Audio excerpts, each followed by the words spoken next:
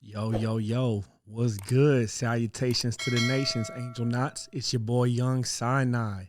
So, got a couple things that we're gonna, look into today. Angel Knot. And I got some more stuff for y'all. All right, so this is dope. Well, I think it's dope by the thumbnail. I've been waiting to see it. So let's check it out. Hold up. All right, here we go. This is how arcades are reinventing fun. The 1980s was the golden age of arcades as virtual games like Space Invaders and Pac-Man captured the attention of millions in the US. In a few short years, arcades skyrocketed to a multi-billion-dollar market as gaming evolved from pinball machines into new virtual side-scrollers, cockpit shooters, and beat-em-ups. Customers sought out these novel experiences, and arcades became a lucrative turnkey business as having just one of these machines back then meant guaranteed income. Developers like Sega, Namco, Atari, and Capcom competed to dominate this fast-growing market into this video, 46 minutes.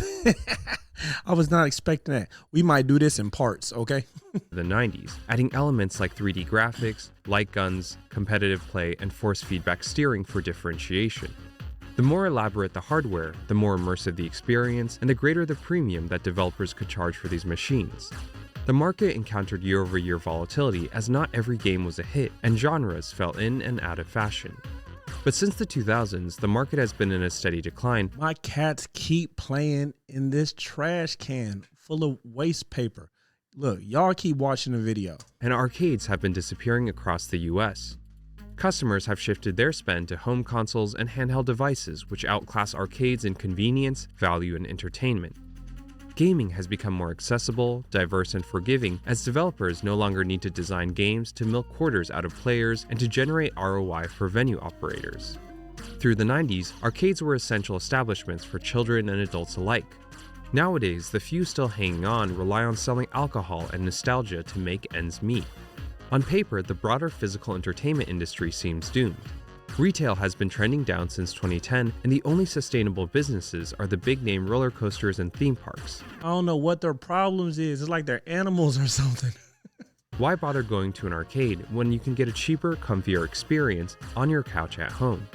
If we look beyond the numbers, arcades aren't going extinct. Market transformation takes time, and what's happening now is a changing of the guard. There's a new generation of companies that have shed the opportunistic turnkey business of the past and are building original entertainment experiences not replicable by any console or PC. In this modern NBA original, we're diving into the futuristic business of arcades from the macro to micro, starting with the biggest arcade in Chuck E. Cheese and Dave & Buster's, all the way to two independents in New York City who have made very Chuck E. Cheese and Dave & Buster's, they're great, but they are soulless, They're just mega corporation conglomerates with no life, and you go to Dave and Buster's and you're just playing giant phone games on a huge screen. different bets on the future of physical and digital entertainment. Not knocking them completely because I still enjoy going there, but What does the future hold in business? Ask 9 experts and you'll get 10 answers. Analysts will tell you that inflation is up this month and then down in the next. Could someone please invent a crystal ball? Until then, over 40,000 businesses have future-proofed their business with net of truth. Sponsor. Your peer I'm looking will near inbox and pipeline often we are and to me got you. And just for kids, you know what they say. Just 3 decades ago, there was no bigger name than Chuck E. Cheese, which started in the 70s. Have y'all noticed how much weight Chuck E. has lost over the years? Pizza restaurants How's he losing all that weight while eating all that pizza? that just so happened to have some arcade machines and animatronics for kids. But by the 90s, it had lost market share to Pizza Hut, Domino's, and Papa John's, who were untouchable in menu innovation, franchising, and economies of scale. Unable to compete on food or locations, Chuck E. Cheese suffered through consecutive years of decline. To turn things around, the company pivoted by embracing the fast-growing arcade market. Every location was proactively remodeled to feature a playroom full of coin and token-operated machines. I never knew that Chuck E. Cheese was once in competition with like actual pizza places. I thought they were always just in competition with like arcades that would spit out tickets that could later be exchanged for prizes. The new strategy was family entertainment, and the target customer was 2 to 12-year-olds. Games were the draw, and mediocre pizza and cake were the fuel to keep kids playing and spending. With this new formula, the company reversed its decline and surged to record earnings in the mid-2000s. As designed, food and beverage contributed less over time, and the playroom became the breadwinner. When we look at the gross margins, it makes sense why the company would build their business on entertainment rather than food.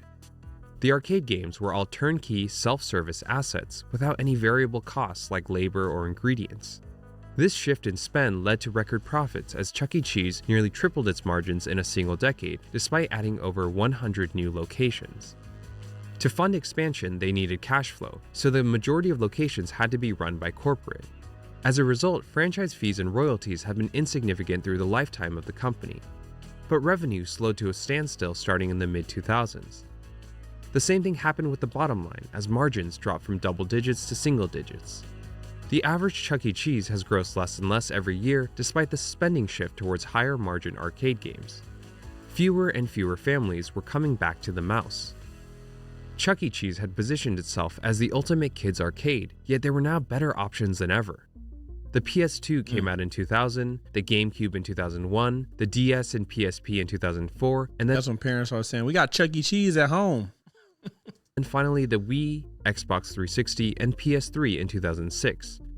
Since the food was nothing special and Americans were more budget conscious exiting the Great Recession, Chuck E. Cheese could no longer compete, especially as consoles provided a much better deal with Y'all see how skinny that Chucky is compared to the earlier one that we saw? infinite playtime for a one-time cost. They leaned into birthdays and sweepstakes to give people a regular reason to visit and to pre-book sales rather than to simply wait for customers to walk in. Yet it was clear that the leaders who had been steering Chuck E. Cheese since the 80s were now out of their depth. In a Hail Mary, the board poached Topgolf CEO, Tom Leverton, to modernize the mouse. Topgolf blended social and physical entertainment, resonated with the younger generations, and was everywhere in the 2010s. Tom was given a blank check and he renovated stores into a theoretically more desirable destination for kids and parents. Playrooms got laser mazes, fun houses, and bumper cars. Arcade games were rotated once a year rather than every 3 to 4, and adults could now munch on sandwiches, wraps, and specialty pizzas. They even rolled out a lunch buffet, dropped tokens and swipe cards in exchange for bands, tried to get staff to become part of the experience rather than just supervise customers, updated the mouse mascot, and pushed value, selling games limited by time rather than by the dollar. Tom plowed $400 million across 5 years, and yet customer retention dropped to even lower lows under his reign. Oh, wow. Now modernized and diversified, Chuck E. Cheese was uncompetitive in every category. The only reason revenue briefly went up was because Tom blew another $100 million into buying Peter Piper, a regional pizza arcade chain which inflated the top line. Unsurprisingly, Peter Piper has suffered the same core problems of retention and So he made all those changes and they lost money still. I thought it was going to say, things are booming, but no. product. After 6 years of same-store sales decline and almost $500 million worth of bad decisions, Tom fled off to private equity. Chuck E. Cheese declared bankruptcy during COVID, and while the company has emerged from insolvency, it's difficult A lot of businesses like this were hurt during COVID. to imagine how the future will be any better to the mouse. Then there was Dave & Buster's, who targeted adults. The parallels between these two chains are so great. All right, we're going to stop. We're going to stop this video right here. When it gets to Dave & Buster's, we're going to pick that up at another time. But yeah, I'm interested in where he's going with all of this, how arcades are reinventing fun. Because right now, it just seems like arcades are on the decline. So, is it going to ever be an incline? We will have to see. So we'll pick that video back up because I'm not about to be able to sit through it all, being that it's 46 minutes, but we will definitely finish it in segments. All right, y'all. Peace. I appreciate everybody who tuned in. Thank you and salutations to the nations. Peace. Angel Knot.